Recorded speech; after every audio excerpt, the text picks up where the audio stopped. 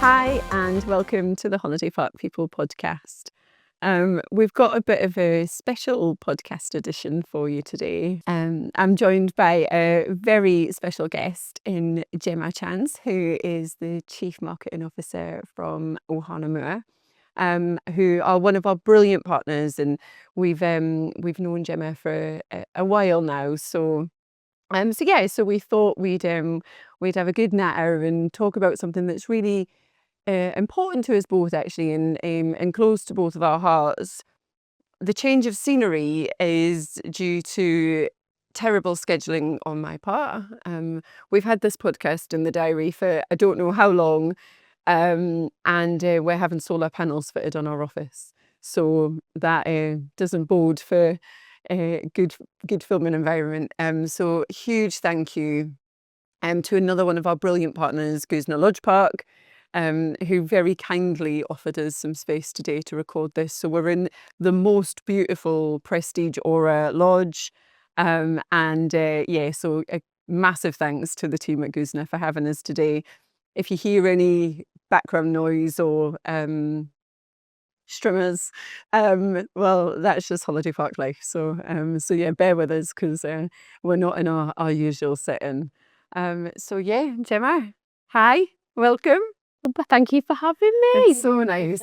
I think the idea for this podcast, it came about over a glass of wine, didn't it? Yeah. Well, we have been chatting about it for ages, though, about me coming on, and then over one too many glasses of wine.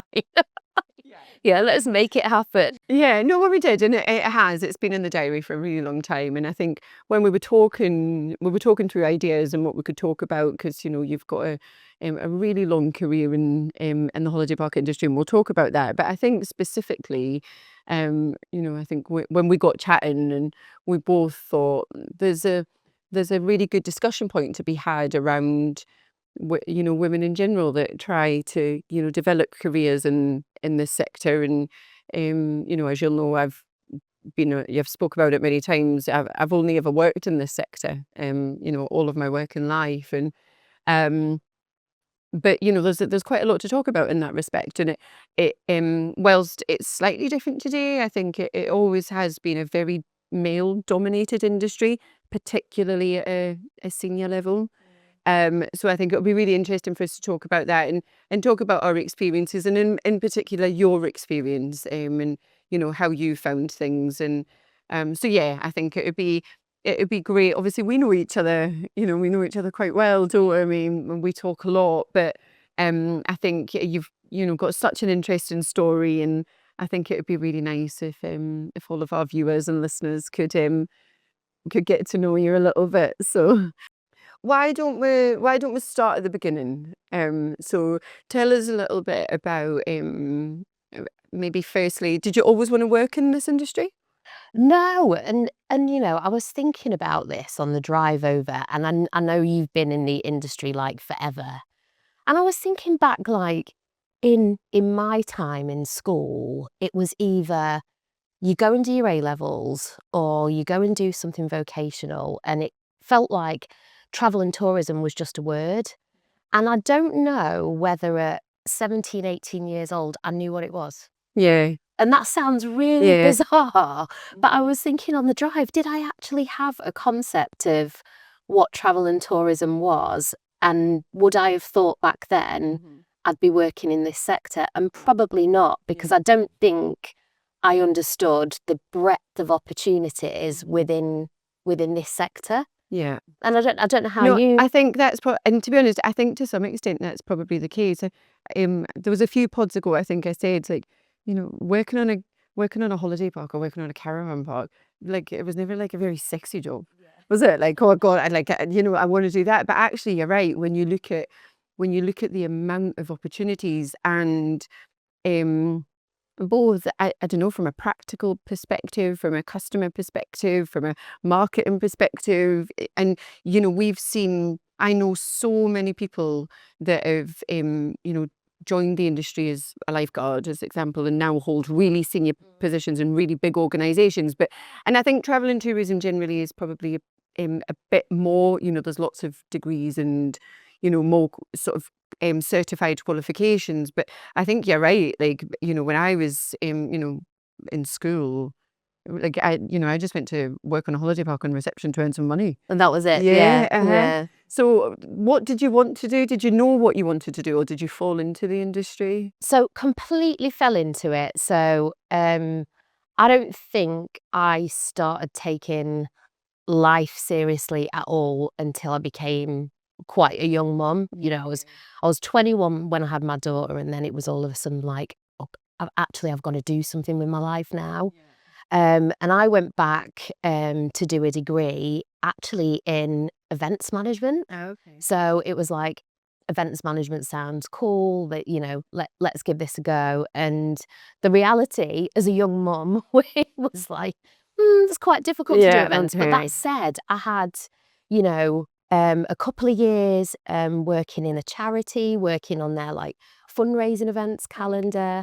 And then a big chunk of my career, I worked in events, marketing, advertising, sales, and really loved my time there. It was a great role, and a role where I really grew. I think one of the key things from my kind of career is I think I've always had really supportive leaders. And certainly the things that I did in that 6-7 years were incredible. Then I left and went back into the third sector for about 2 or 3 years in corporate partnership type roles. Okay. And again had a good few years. I was working for quite a big cancer charity, which I thoroughly enjoyed until I actually lost my granddad to cancer. And then that storytelling piece felt too hard. It was too difficult, and started looking for other opportunities, and an opportunity came up in the industry, a partnerships kind of manager opportunity, and fell into it that way.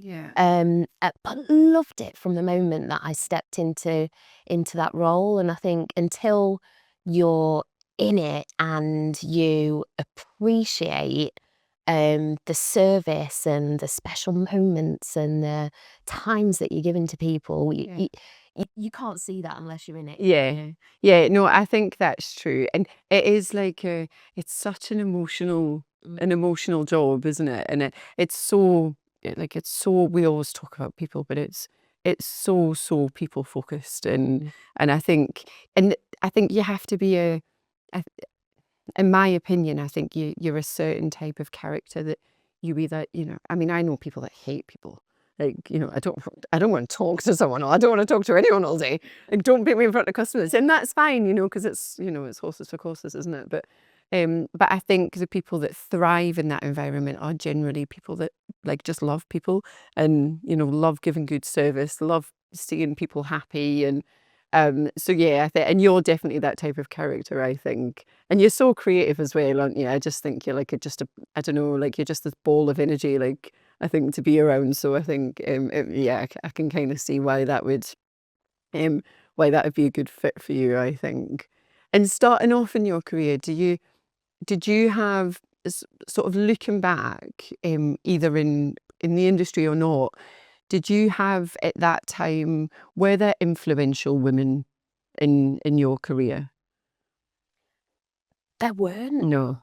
There weren't, and it's really hard to say that, isn't it? Yeah. No, so a lot of my a lot of kind of the senior leaders in the bigger businesses that I moved on to work for were male dominated. Yeah, for sure. And I think, and this is really tough to say as well, I don't know if you saw it then, because it was so much the norm. And I think it's so different 20-25 years on that, maybe you didn't even question. Yeah. No, that's true. And I think that was one of my questions actually, is if you look at the industry as it is today, and in my opinion, it's nowhere near where it needs to be, but if you look at the industry where it is today, I was going to ask you, do you see a difference today versus what it was like when you joined it? 100%. Yeah. Yeah, 100%. I think so. And I think that's been driven a lot by a lot of external forces as well. And I mean, I have also been really lucky to work for real purpose-led businesses. You know, previous business became a B Corp certified business, really committed not just to sustainability but to people and, you know, the business that I'm in today. So that was very much reflected in every aspect of the business, especially on developing, you know, people and future leaders. So Yeah, because I think that's the point, isn't it? Like sometimes it's difficult. I think it's even more difficult as a woman to talk about the lack of opportunity or the lack of fairness, or because I think like diversity is really important. Um, and I think sometimes when you're a woman and you challenge some of the norms or some of the narratives, you can almost be beaten down for that, and I find that really unfair because don't get me wrong, I think, everyone deserves equal opportunities and, there should be, I think strong teams should be diverse but particularly at a senior level. And I think that's where our industry, and not just our industry, it's the same in IT, it's the same in aviation, it's the same in construction, so it's not just our industry, but I think it's the lack of historically the lack of women at a senior level, um, and to some extent that's probably hindered opportunities for women throughout all of those years. And so I think we've got a lot of catching up to do. And there was I think we don't often do much research for podcasts, but did a bit of research for this one, didn't we? And the thing is, the data doesn't lie. oh And yeah, there was one of the stats, wasn't there? It was something like I should have had it down so I could reference it properly. But it was something like 70% of households, it's women that make the travel decision. But in the travel sector, only 33% of senior positions are held by women. That's Crazy. mental, isn't it? Crazy. Yeah. It's absolutely mental. And I think one of the things that I sort of found most interesting actually was there is very little to no data available about our sector specifically. Like I really looked, and there was no, and that actually came as quite a shock to me because I thought, there would be some data available, and there isn't. So I don't know, that's given me, it's like given us a bit of a fire in my belly, to be honest, because I think, because I think that's the thing. If we'll talk about loads of challenges, highs, lows, whatever, but I think if we're going to challenge things, then we've all got a responsibility to do something about it. If we want it to be different, Yeah. it's within our gift, isn't it? Yeah. So we've got the right to challenge it, but I think if we want it to change, then it's within our gift to try and change it. And it doesn't mean we can change the world, but we can try, Yeah. isn't it? And talking about it openly today Yeah. is like one way of doing that. Yeah, for sure. exactly. Yeah. Exactly. So if you start your career, you have largely influenced by male senior leaders. How did you find progressing throughout the years? So early on, so I would say, and many women might say the same, the person that I was in my 30s is very different to the person that I was in my 40s. Okay. And on reflection, when I look back now, I had so much confidence in my 30s Right. that I think there's not an awful lot that would have bothered me. Okay. You That's know, so interesting. yeah, so I've still got the same level of ambition. I've got still got the same level of drive, but in my 30s, I was numb to Yeah. anything around Or me. brave. Or braver. Yeah. Yeah, maybe braver. And what was I? I don't know, because I can remember. It's hard. It's hard when you progress quickly in a certain sized business. And when I look back now, at my career progression, I know there were certain points where there had been rumours, like Gemma must be flirting with the boss, or, that kind of thing, which I would have completely ignored. When I look back now, I think, how dare you? I worked hard for that. But there were many moments along that journey over a number of years that I would openly chat to my CEO at the time, who was hugely supportive of me, that would remind me on certain occasions, Gemma, nobody knows how hard you work, what you've been through, the pressure you are put on by this business. Ignore it. Yeah. Don't stop being you, because every business needs someone like you. And I think being able to have those open conversations as well along that journey and feeling supported really helps. Yeah. And that's ace, isn't it? Because I think that is so important. And there's sort of two sides of it, because, I've had similar experiences where, things have happened and I've thought, I don't like that behaviour. And it's like, well, don't give them so much power, or, just ignore it, But actually, and that's great, but should you have to ignore it in the first place? Well, no, you shouldn't. And so I think it's fine. But I think that resilience is it is so important to, be resilient. And I think I'm probably the opposite, to be honest. Really? I think that, well, God, I'm 40 soon, aren't I? But I'm a bit past that. but I think actually I'm probably the opposite. Whereas I think I realise now that I'm much more resilient than I thought I was, and I was probably less. In my sort of early 30s, I was probably much less. So I think things got to me much more than they. I find it easier to let things slide now. So I don't know. That's interesting, isn't it? But I don't know. I think as well. Do you attribute some of that to motherhood as well, though? Probably perimenopause more than anything. But no, yeah. Well, that's another conversation altogether, isn't it? We've had that one. I think a combination of things. I think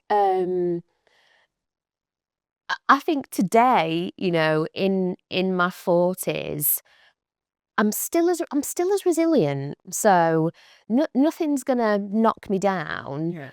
But I let things bother me much more. Okay. Yeah. Yeah. And how was it? So as a young mum, so you've got, all of the external challenges of, opportunity, fairness, being treated fairly, gender pay gap, all of the issues that exist, not just for you, but for, for many women, and have done for years and years. But then I guess overlaid with, you're a young mum. And what was that like? It was really tough at times. My daughter's 24 now, and she still won't let me live it down that I only ever made one sports day at junior school. We laugh about it now.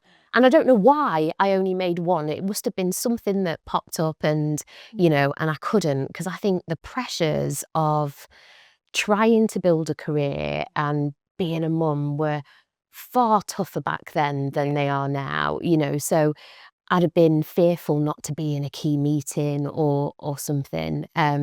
Whereas today, I think it's amazing that we've got more hybrid working from home. It's much easier to be there. But I think as soon as she kind of hit sort of secondary school, and it was like, right, she's getting the school bus home. I felt like I could do more then. Okay.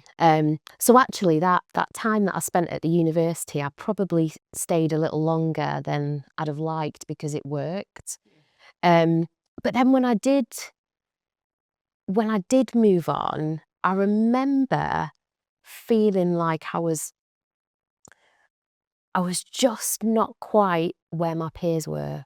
Okay. Yeah. Like, I've got to catch up. Yeah. Like I've got to work double hard to get to where, but comparing myself against somebody else at the same age that hadn't been on my journey. But I really did feel that. And did it knock your confidence? I was just really driven, and again, to your point, maybe a lot of that was being a single mum. It's only me. I'm the sole provider here, so, I was just so driven to keep going and yeah. And because, well, one, I can't believe, like, when you told me you had a 24-year-old, I was like, "Eh? You haven't?" Because you don't look old enough, genuinely. I've told you that loads of times. Um, but I think, so, like, sports days aside, though, I think if if you look at, do you have conversations with your daughter? Like, do you know how she sees you through her eyes? Oh, I think I've never asked her how she sees me, um, not in those words, but we have a really close relationship, and I know that she absolutely respects and appreciates, you know, the things that she sees now how it would have been a struggle for me, and truly appreciates it, and I think we've got a really special bond today because of that. And she's ended up working in the industry as well, Yeah. so yeah. It's amazing, isn't it? And that's the thing. It is like a generational thing, and Yeah. it's one of those things when you do it, you can't leave it. But I mean, I'm not a parent, and that that was a choice I made, and um, but I think I can only imagine how difficult it is to try and balance that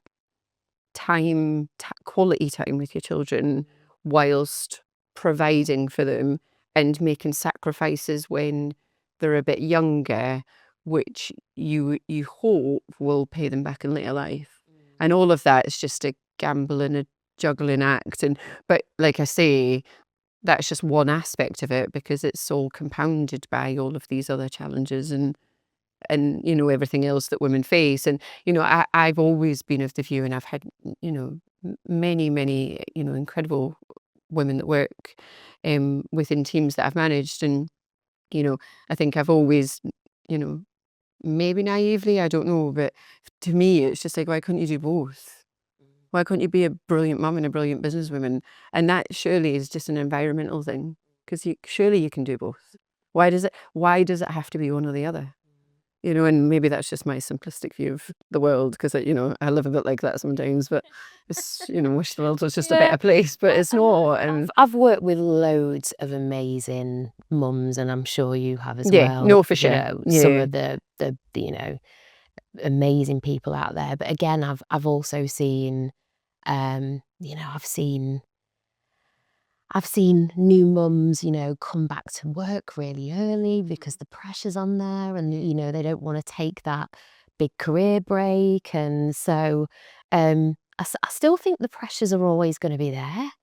But I mean, today we've got parental leave for all parents, and how many times now do you see that a dad is actually taking time off, and it's completely different yeah, to, sort of 20 years ago. yeah. Because I think that was probably the narrative, wasn't it? It was, Mm, a couple have children, and I'm speaking generally here, but you know, um, dad would go to work and yeah, mum stays at mum home. would stay at home. Yeah. And and so yeah, so it is nice to see that there's some changes being made, because, like I say, this isn't just about women. It's about fairness and inclusivity, and for everyone. It's not just about women. But I think in that space, and similarly, the parental rights for dads has been way off kilter, isn't it, Yeah, for a yeah. number of years.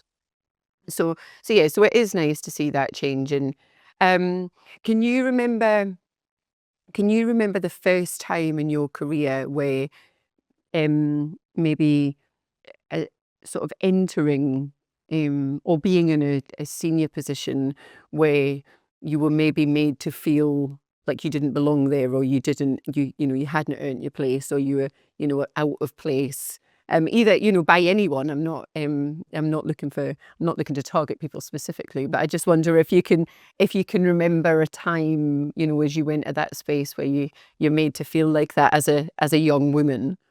Yeah, and this is a really interesting one, because again, I think things have really changed in business and with women in general. I feel like women have each other's back far more than we did 10, Yeah. 15 years Yeah, ago. I would agree with that. And the first time I remember being made to feel uncomfortable, it was by other women. Yeah, it's awful, isn't it? And that just seems crazy, absolutely crazy. But I, flip forward a number of years, I've never felt more supported by the women that I directly work with, the women that I meet along the way, past colleagues. But it just wasn't like Yeah, that. it's bonkers, isn't it? And I think it was when we had wine actually, and we were talking about this because I think that in a um in a business environment, and actually to some extent in my personal life, when I was a bit younger, I think that for that reason, personally, I always found it a bit easier to get on with men. I found sometimes that, women could be quite cruel. And it just, like, again, maybe sometimes I just live in bloody fairyland, I don't know, but it just blags my head that, like, you as an individual, irrespective of, any gender, it blags my head that you as an individual can meet another individual and just decide to be unkind to them. Like, what gives you that right? Like, now we'll all meet people in our lives where you think you're not my cup of tea, and that's fine because we're all different. Still doesn't give you an excuse to be unkind to someone. You can be respectful, but you don't get the right to meet someone and make them feel small. Like, it absolutely baffles me. I'm just not that way out, and I think on the flip side of it, you get this challenge of, like, you're too nice. What? Like, how can you be too nice?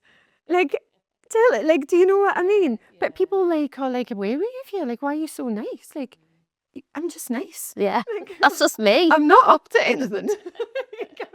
I'm just nice, and it's just like I'm not trying to trick you.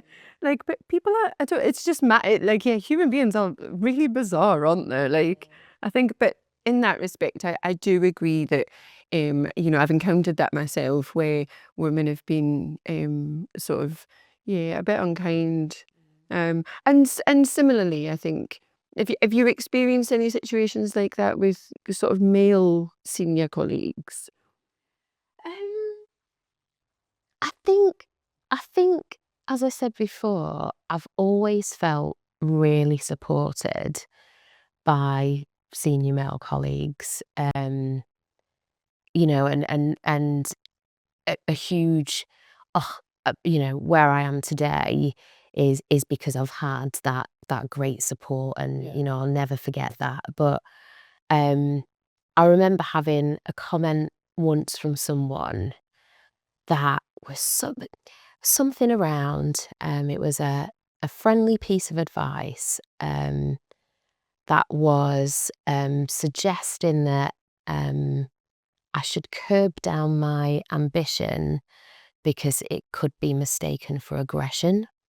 Ah, okay. And I shared that with my partner because I was upset by that, Yeah. really upset by that. I shared that with my partner, and he was livid. Okay. Good. Gemma, if you were a man, that would not have been said to you, and I had to go and get validation from a number of other people to feel comfortable with that, because I just thought, I'm not aggressive. I'm passionate, and I'm full of it, and I'm not scared to speak up if I think we're about to do the wrong thing, or I'm passionate that we consider this. But aggressive, Yeah. But I don't like your behaviour, so I'm going to make you feel like there's something wrong with you. yeah. Like, it's bullshit, that, isn't it? Like, absolute nonsense. But that it is an interesting point though, because, like, obviously I'm sort of fairly soft natured, and Mm. like, um I mean, don't get me wrong, and I think you're probably the same. Like I've got a limit, I do have a limit, and when that limit is tested, I do become quite a different individual. But my threshold for that is extremely high, probably far too high at times, if I'm being honest. But there are lots of brilliant women that I've worked with, who are much sort of tougher than I am, and I'd have conversations with them around, this sort of the narrative around sort of fear, aggression, and I've been told many times in my life, like, you need to toughen up.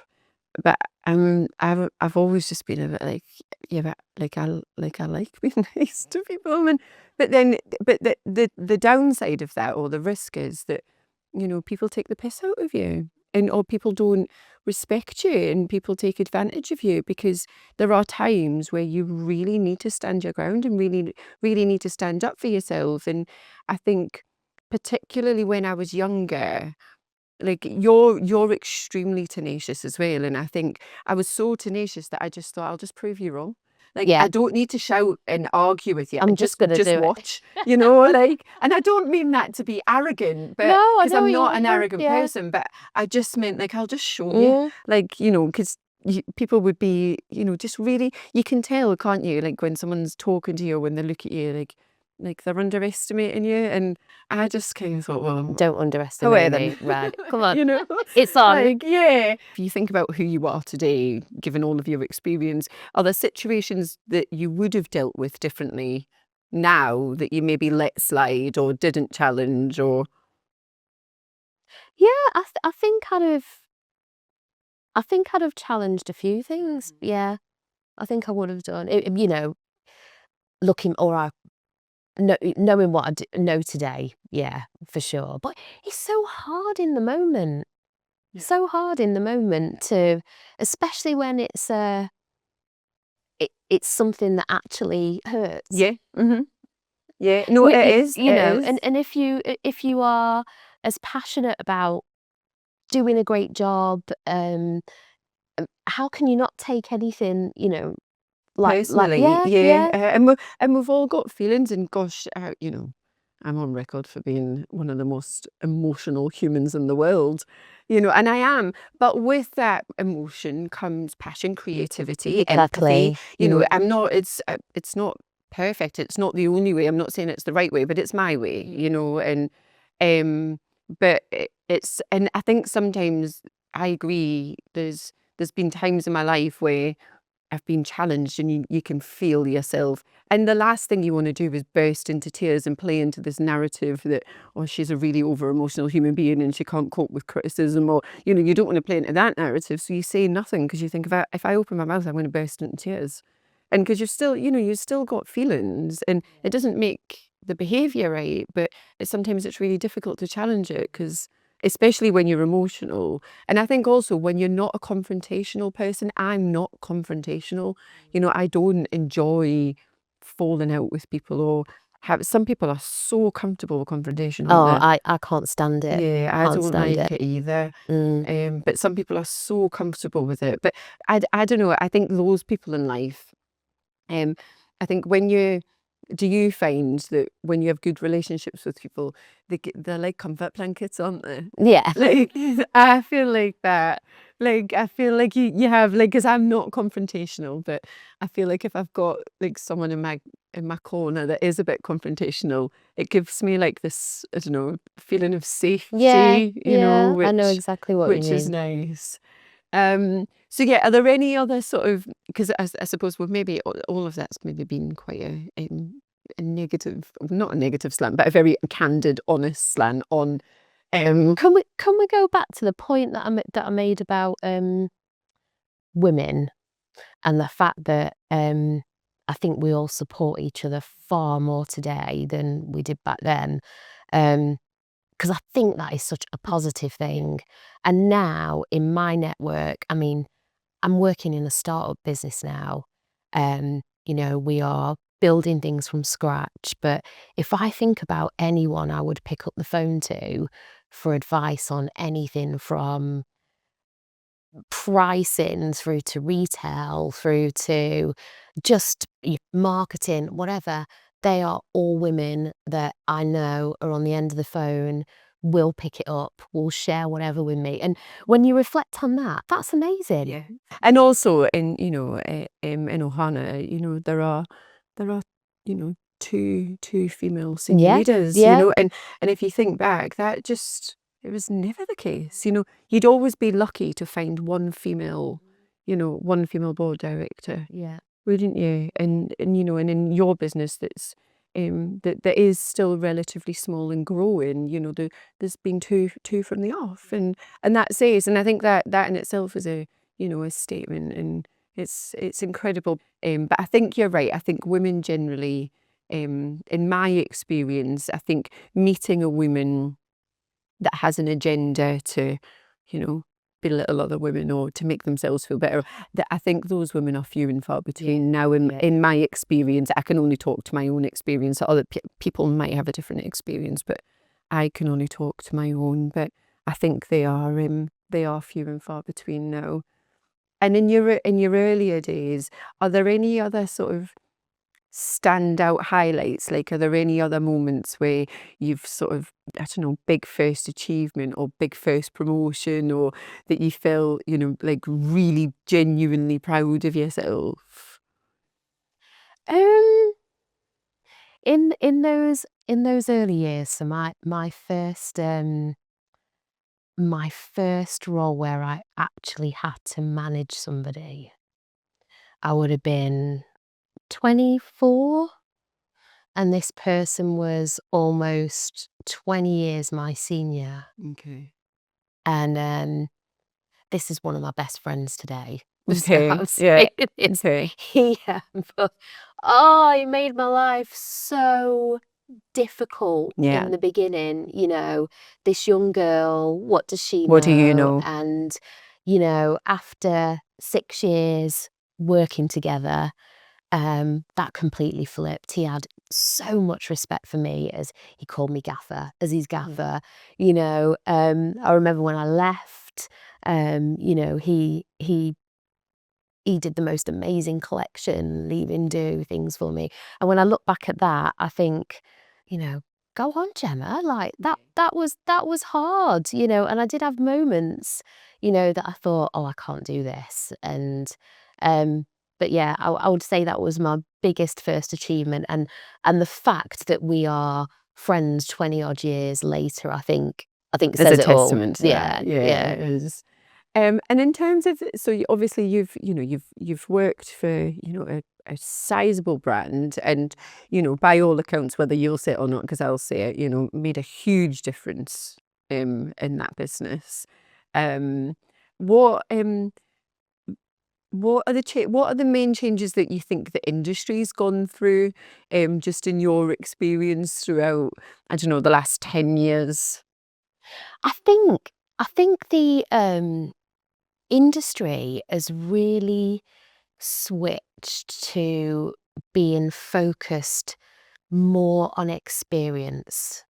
So it's not solely just about the product, just about having a great cabin or a lodge, or it's about all those other things that make those experiences really memorable. And when you look at that, actually, that has probably created way more opportunity for women in the industry. If I look at one of my past teams, and we were focused on brand and guest experience and like innovation on the ground, that was almost an all-female team. Yeah. Interior design actually being a thing, and so maybe that's helped move the industry in that way as well. Yeah. And I think as well, like, generally, um, women are generally more empathetic, aren't they? So it kind of leans into experience, aren't they? Because, that's just, I'm not saying men aren't empathetic, by the way. Yeah. This Um, is where we get into no, have to be careful I'm territory. not saying that at all. Somewhere, please don't misquote me. But I think, generally women are generally more empathetic, aren't they? So, I think, experience is for some people it's a transactional thing, but for most people it's a very emotional thing, isn't But it? also, as you just said at the start today, is 70% of women that are actually booking the holidays. So it would make sense that more women are in the industry, Yeah, exactly, to make it more relatable. It's been ace to look back and talk about your experience and you've by all accounts, had such a really successful career, um, despite, some of the challenges. And um, then you joined Ohana, which, really bold startup business, you know, purpose-led, but huge change. huge, yeah. And I think one of the things that really attracted me to Ohana Mua is absolutely our founder Paul's ambition. As you said, really purpose led from day one. The first time I chatted to him before the first destination was operational, his ambition was to be a B Corp certified business.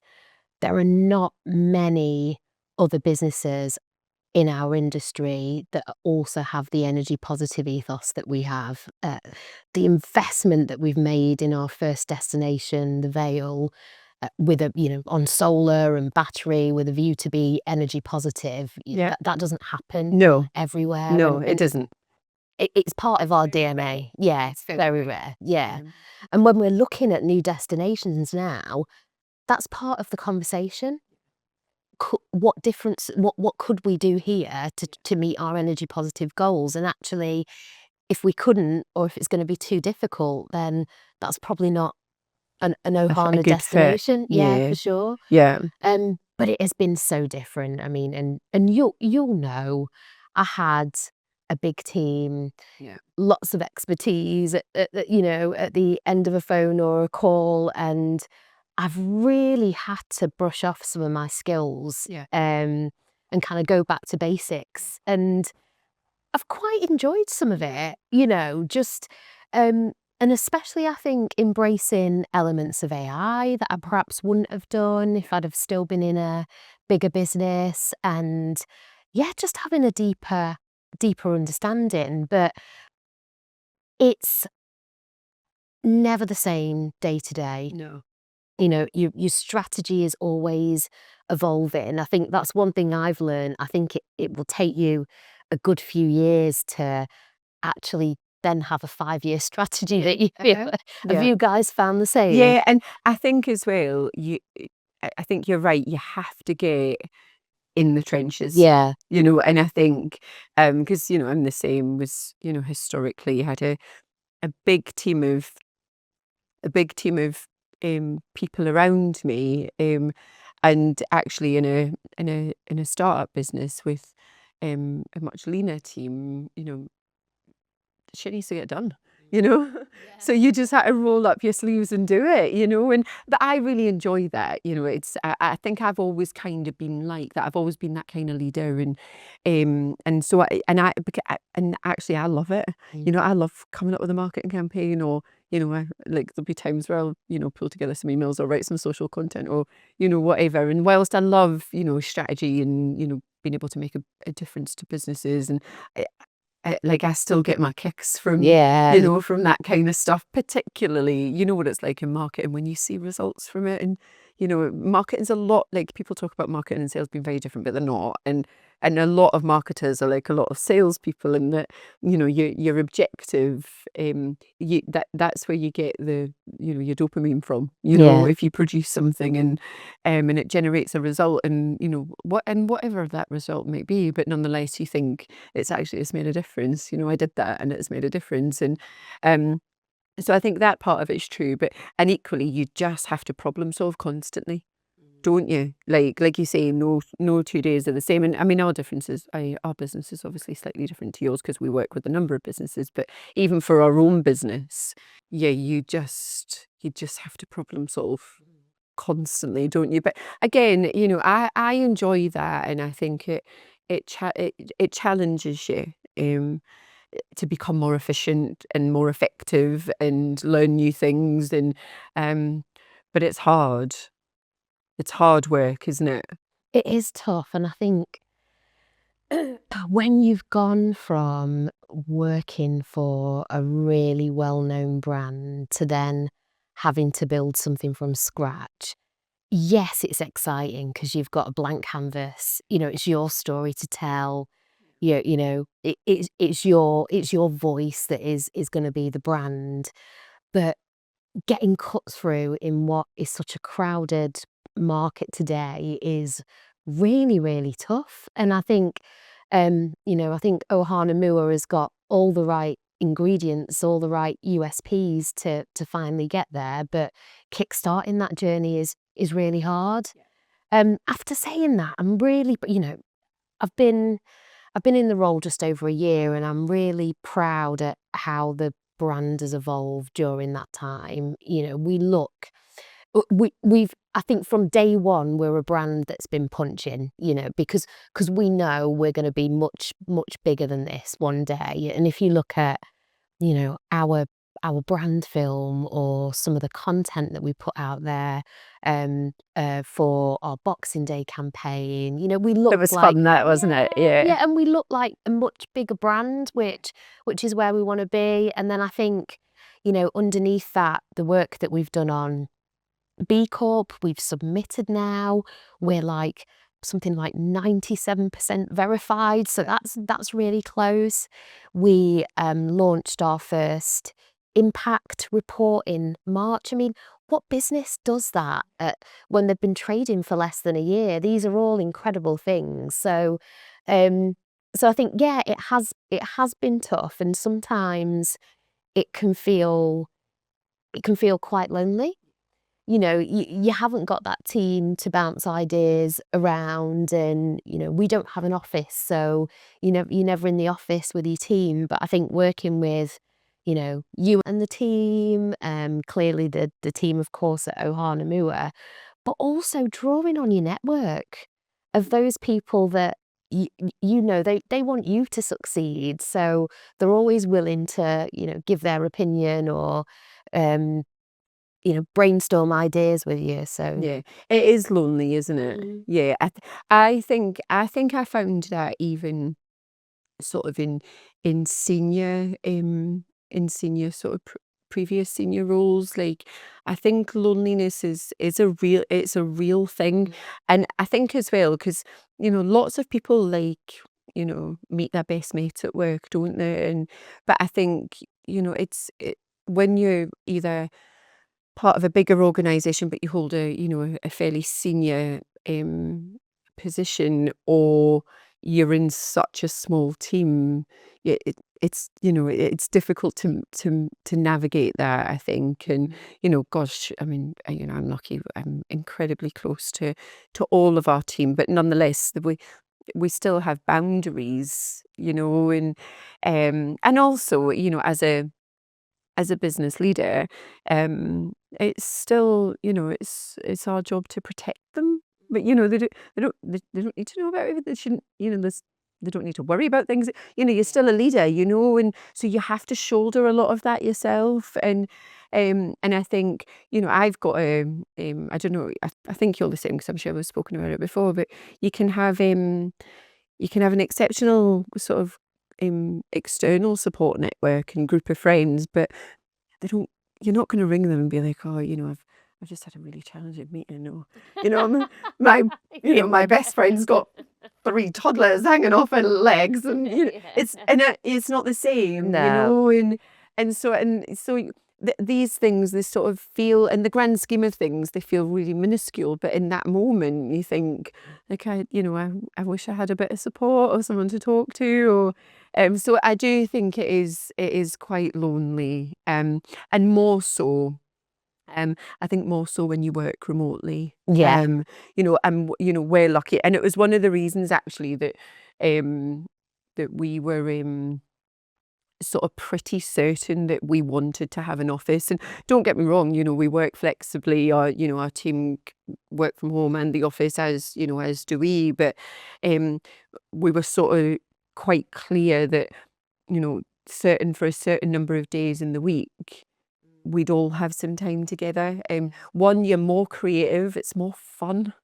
And I think that human to human contact for us trying to build and develop a strong team, that was one of the reasons we were sort of pretty dead set on having an office environment as well as a home one. And and sometimes again, like, sat at home on your own Yeah, for 5 days a week. I love being around people. I've always been I the was excited same. about today because I Yeah, got a week. got out. A That's week how I at home. feel. But on that, I think we're all dotted across the country, so it's so hard. But we made a conscious effort last year. So we always get together once a month, and our exec meetings used to be just the one day, one night. And might have been September time last year that we all agreed this isn't enough. Yeah. So it's 2 nights, 2 days. We get time together properly. And as a team, we're all new, and even a year down the line, we're still getting to know each other and knowing how each other likes to work. So it is really important. To form, I think as well, because there's two parts of it, isn't there? There's sort of forming that really strong working relationship and having a high level of trust and, like you say, understanding of each other. But a lot of that comes through bonding. Yeah, A yeah. lot of that comes through going for a glass of wine or a pint or a walk, or a lot of it does come through getting to understand people's family lives. And so, yeah, I think it is really important for us. In my opinion, it's really important for a strong team dynamic is sort of having some quality time together. And it even, I mean, like, I feel like Teams calls and video calls weren't even really a thing before No, they COVID. weren't. It was a rarity, like, to dial somebody in. And on a video call, you can't actually pick up on how someone's feeling. You don't get their body language. And last week we were together as an exec, and we took some time out to really talk about our values, and not just here's Ohana Mua's values, but actually what do they all mean to us as individuals. And it was probably one of the best sessions that we've had. It was really quite emotional, especially from our founder, Paul, who, this business It is his means vision. everything to him, doesn't Yeah. it? Yeah. And, that's priceless. Yeah. And I came away with a complete different perspective on, some of our values and actually what Paul had thought those would mean for the business in the future. So yeah, you Yeah, can't it buy is. that. You can't. It is. It's really important. Have you ever suffered from imposter syndrome? Yes. Yeah. And I think it's always happened when I've had a little career jump. Oh, okay. So, you work really hard to get somewhere, and then you get it and you're like, shit, Yeah. can I Can do I do this? this? Am I going to be able to do this? And I think when you work in marketing and brand, your work is visible to everybody. And everyone's a marketer. Oh, yeah, everyone's got an opinion. Yeah, exactly. Which makes it all the more hard. So I think, like going through something like a major rebrand or, a huge new product launch, that everybody's eyes internally are on you. Yeah. And if you don't land that, forget the commercial results even sometimes, if you don't get the business on side as well, that can be really tough. And I think, yeah, that's the times when I've had imposter syndrome, and it's always been timed with a next step in my career. Yeah. You have to, and again, it comes back to this resilience piece, but you have to be, I think, to be a successful marketer, you have to be so thick-skinned. And also, I think, laser focused. What are we trying to achieve, and whose opinion matters most? Because I think, in my experience and in my opinion, businesses make poor marketing decisions because they're making decisions based on their own opinions, and it's not customer centric. It's, you know, Agreed. and actually that can be some of the biggest failings in businesses. Or, you know, I don't like that color. You know, it's small things like that, but yeah, I think it's so I think that's why it's really important to be focused on y- who are we trying to talk to here, and what are we trying to achieve, and try and cut through. But it's very difficult it's when it's your own business and your own brand. And, you know, I get the same about our brand. You know, people might have their own opinion of it, but I'm very sort of proud of it, but I'm very precious over it, you Yeah. know. And so I have to eat my words sometimes. I do get a bit precious over it. But you've got to go back to the data. I always think, like, you've got the data, you've got your insights, which probably have to make up about like 80% of your decisions, and then the other 20% is your gut. Yeah. You know, and it has to be that way. And that's a great point, actually, because I think that gut, intuition, instinct, whatever it is you call it, it's a real thing, and particularly in this sector, you know, you can't run holiday parks off spreadsheets. You know, it's quite a common phrase in the sector, but you can't. And there'll be times where it's just lived experience. You know, do we do we make price adjustments there, or do we apply a tactical promotion there? And sometimes instinctively you just know whether it's the right or maybe the wrong thing to do. You can't teach it, you can't explain it, you just know. And that comes with years and years and years of lived experience, and particularly on the ground. You know, I think, yeah, it's a complex sector to teach, in many respects. One of the things that stood out, and I'd never thought about it before, was when we were looking at, say, like some of the data and research about our industry. There's so obviously there's 6,000 holiday parks in the UK, and actually a really small percentage of them are owned by large corporate companies. The majority of those are made up of family-owned businesses. And if you think about the dynamic of a family-owned business, how many sort of secret, incredible women, and, you know, just invisible leaders, and are in this industry?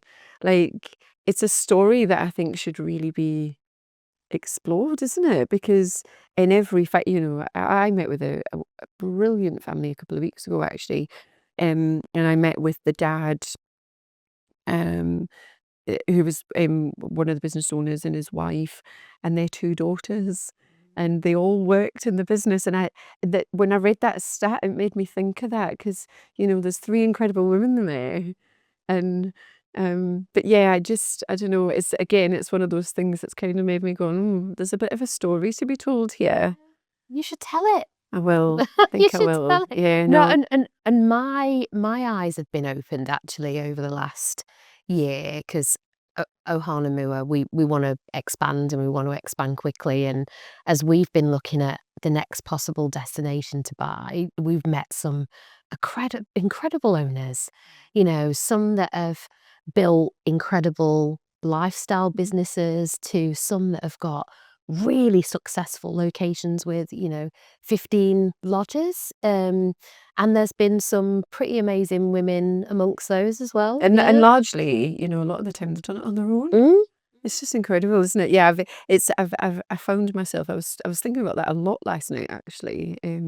So yeah, it's given me a lot to think about, that, because I think I think as an industry, there's a bit of a story for us to tell there, because I think these incredible women deserve it.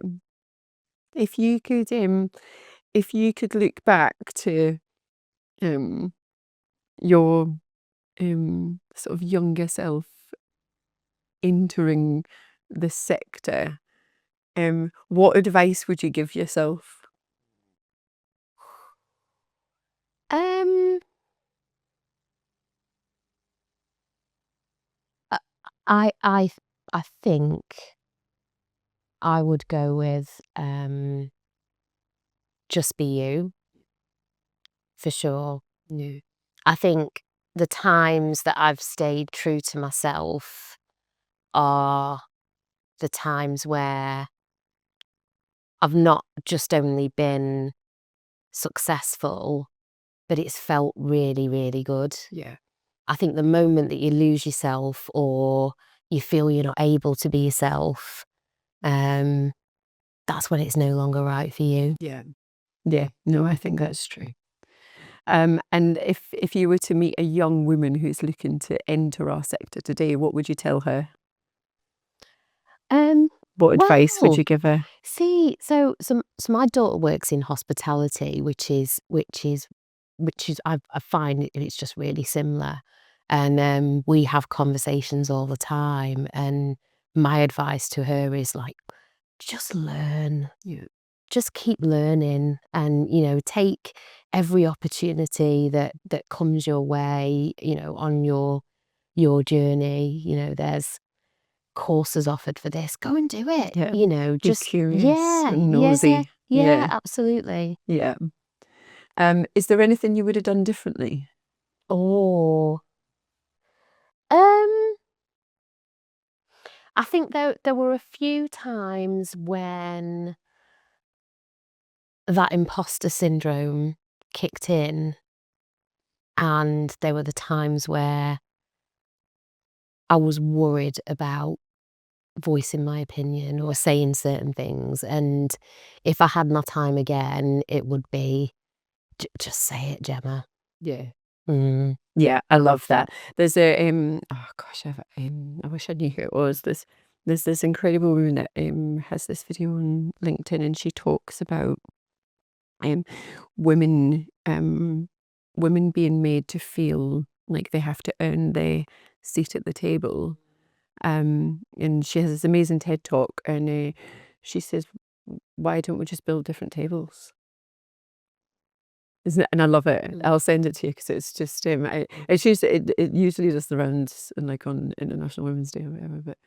But yeah, it's dead cool and it's true, isn't it? It Yeah, is. for It's sure. true. And just thinking about that, one of the most incredible experience I had with other female leaders from the industry was I did a global female leadership program with Whittle, so Yeah. women in hospitality, tourism and leisure.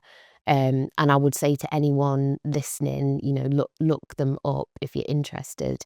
They do a number of programs, but I did the global female leadership program one year and met some incredible leaders from across Europe, some in senior roles, some on their way up. The sessions were all geared around all of the things that us women in business go through. And it was the most inspiring, rewarding program that I ever did. And I've not yet found anything after that I've thought it's going to match up to that. So really good. So there are organizations out there as well that are real champions for this industry. Yeah. And is there anything specific that you think as an industry we could do better today? Like if we could change something tomorrow, is there anything sort of specific that's either close to your heart or you feel passionate about that we could do to sort of create more opportunities, give women more support? I don't know. I think for us to continue talking about it because it is a thing. And I think also, we've spoken quite a lot about we've spoken a lot about Women's Day, but we've also touched on the fact that we've both had inspirational male leaders Yeah. at certain times in our careers. And I would say as well to the men in our industry, keep supporting us. Yeah. Yeah. And before we end, are there any particular sort of in you don't have to name people because some people don't like being named, but are there any women sort of particular women that have really stood out for you in your career? Like if they have, why?